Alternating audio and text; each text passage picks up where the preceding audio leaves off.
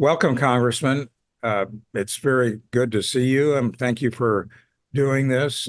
We appreciate it very much, and I'm looking forward, as we talked earlier, to meeting you in person in your office in a couple weeks. Well, I'm looking forward to it too, Max, and I'm grateful to be here with you and talking about a topic that's really important to so many Americans of all ages. I think we should all be interested in retirement security, and I'm looking forward to diving in with you on this topic. Well, that's great. So I know that you grew up with a mother who was a nurse, right? Yeah. And you've said you spent a lot of time in those circumstances with her and nursing homes as a child. So I'm just wondering what kind of impression that history back then made on you and how it's informed your views and your opinions about so many of the issues that we're going to be talking about during this session. Well, context is everything. And for me, I am grateful that I've had the experience of being the son of a SEIU nursing home nurse here in Rhode Island. My early memories are of my mother studying at the Community College of Rhode Island to get her licensed practical nurse certificate, is sitting in the cafeteria eating hash browns at the community college so that she could take up a career of supporting people as they transition to the different points in their lives. And our seniors are so valuable. We don't have the country we have without their contributions. And so when I think about doing my homework in the break rooms of nursing homes in Providence, in Rhode Island, in Pawtucket, I think about what we need to do to protect our most treasured parts of the population as they transition to different pieces of their lives. I saw in so many instances seniors struggle to really, deal with the burden of high healthcare costs, and those experiences drive my work to protect and expand Medicare and Social Security. In a lot of ways, you don't hear a 36-year-old talking about these issues that often, and I think we should. One, because we want this to be there for us and generations behind us, but because we should all be in ensuring the retirement security that Americans deserve. Well, I think your constituents are lucky that you bring that background, that experience, because it's so valuable. And it sounds, listening to you, it's really been incorporated deeply into your thinking. But let me ask you, what are you hearing? You've been a member of Congress for a number of months. 5 months. 5 months. And I just wonder what you're hearing from your constituents in Rhode Island about these programs, about the value, the importance of Social Security and Medicare in their own daily lives. Yeah, I hear about it because everybody is trying to make ends meet, right?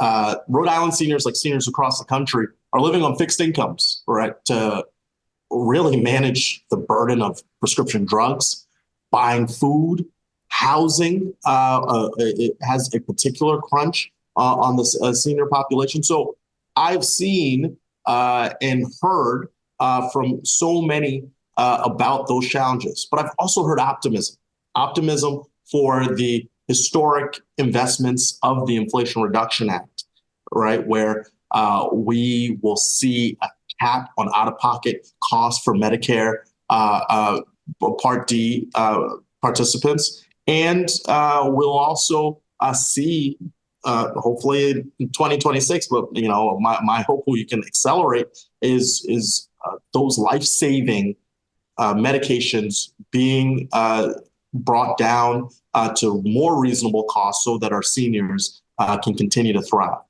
The thing I also hear about, and I'm sure this is probably a little niche for some folks, are the challenges with the windfall elimination provision and the government pension offset in Social Security, which, as many folks will know, has unfairly reduced Social Security benefits for certain parts of the population due to the nature of their employment. And so it's one of the reasons I'm a co-sponsor of the Social Security Fairness Act, again, to make sure that all seniors have the financial security that they deserve. Well, we hear about the windfall elimination provision and the government pension offset all over the country. So I'm not surprised you're hearing about it. And thank you for co-sponsoring that bill.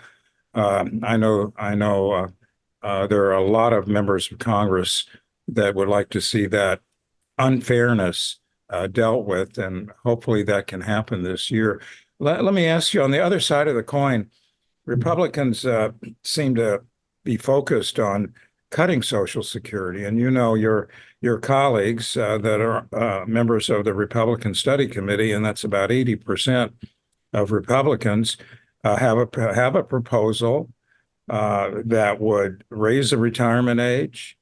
It's unclear what it would go to, but it definitely would increase the retirement age, means test Social Security benefits, which really turns this earned benefit program into a welfare program.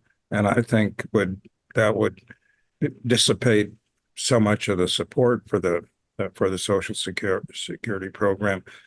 So I just wonder, what is this telling you about your colleagues on the other side of the aisle and how they look at Social Security? It's obvious they don't seem to view it as an earned benefit as we do, and I think you do.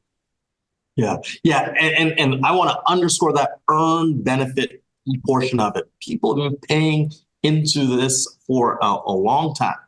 And to pull the rug from underneath them frankly, it aligns with the current philosophy of Republicans, is that you're on your own. We're not in this together. And things that you have fought for, they may not actually be yours, right? And you made a very important point on the fact that the Republican Study Committee is the mainstream of the Republican Party. 80% of the House is a membership. So when people come to me and sometimes say, "Oh, that's Republican scare tactics." No. This is, if 80% of Democrats agreed on something, which we sometimes have a tough time getting to, you would call that a mainstream position.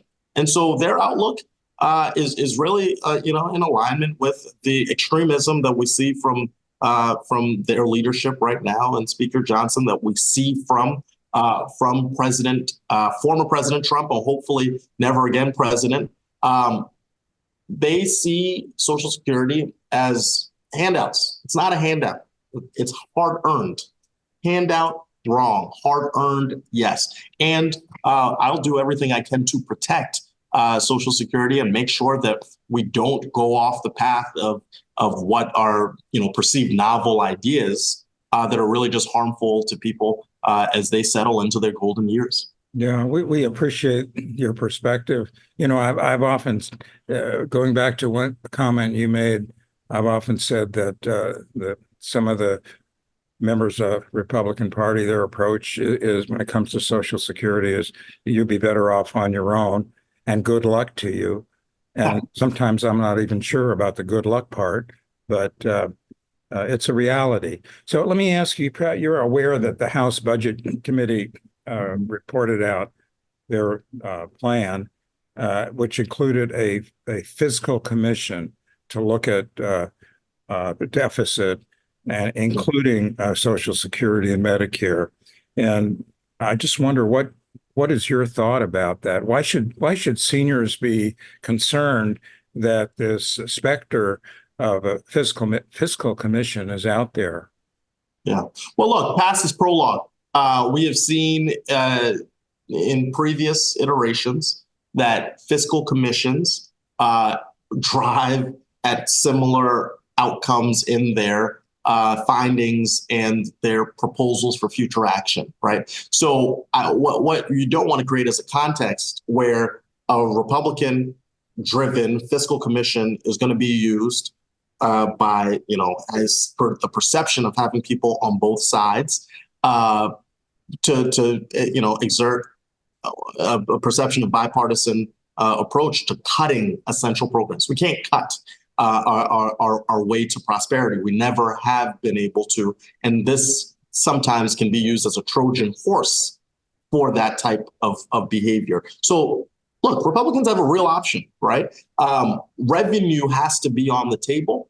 And if they were serious about decreasing the debt, serious about fiscal stability, they would make sure that corporations and the ultra rich, and when I say ultra rich, I'm underscoring that I want people to do well, but we don't need to be obnoxiously,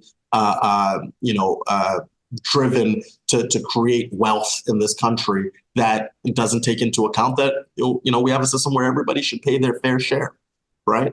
And so we should not be trying to extend the Republican Trump tax cuts. We have that real inflection point next year as they expire in 2025, because we saw that the middle class bore the burden of those Trump tax cuts to the tune of $1.9 trillion. So this is not a reward we can give Republicans in having their reckless fiscal policy have a home in a fiscal commission to then cut programs for seniors. So I'm concerned about it, and I am not supportive, and we'll work to fight along with the vast majority of my colleagues who don't want to see a fiscal commission in the 2025 budget.